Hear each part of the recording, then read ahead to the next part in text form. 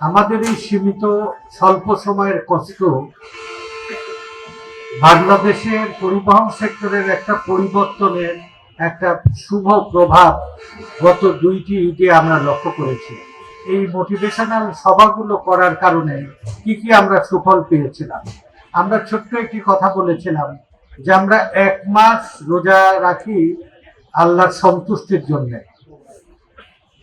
আমরা দিনান্ত অভুক্ত থাকে সূর্যোদয় থেকে সূর্য পর্যন্ত, যত ক্লান্তি হোক, যত তৃষ্ণার্ত হোক, যত দুর্বল শরীর লাগুক, তাও আমরা ভয়ে, উপরালার ভয়ে আমরা গোপনেও পানি পান করি না। খাদ্য তো আমাদের জন্য নিষিদ্ধ।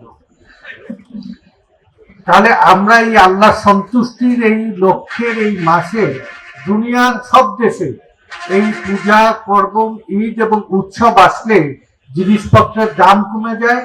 মানুষকে বিশেষভাবে সহযোগিতা দেওয়ার জন্য জনগণের পক্ষ থেকে, সকল প্রশাসন ইউনিটের পক্ষ থেকে একটা প্রতিযোগিতা তৈরি হয়। বাংলাদেশের দুর্ভাগা যে আমাদের সংস্কৃতিটা একটু ব্যতিক্রম। ঈদ আসলেই জিনিসপত্রের দাম বৃদ্ধি করে দেওয়া, ঈদ আসলেই বিভিন্ন হরেক রকমের আয় রোজগারের ব্যবস্থা করা এবং মানুষের দুর্গতি এবং দুর্ভোগ তৈরি করা। এইটা হওয়ার জন্য মানুষের যে কি অভিশাপ আছে। বিশেষ করে আপনারা দেখেছেন যে ঈদ একটা যন্ত্রণা।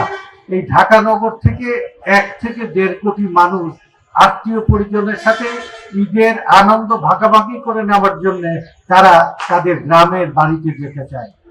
এই এত লোকজনকে একই সাথে আমাদের যাতায়াত করার মতো আমাদের প্রস্তুতি নেই।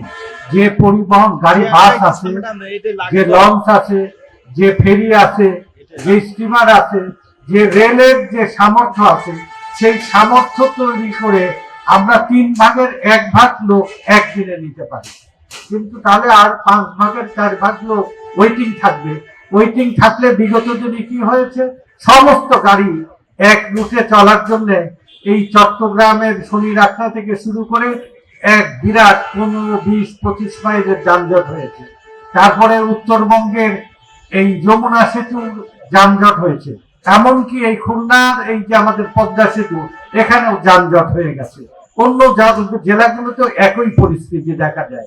এই ভোগান্তির করে মানুষ এত টার্মিনাল, রেল স্টেশন এবং লঞ্চ ঘাটে যায়, যাওয়ার কারণে মানুষ বড় অসহায় হয়ে যায়।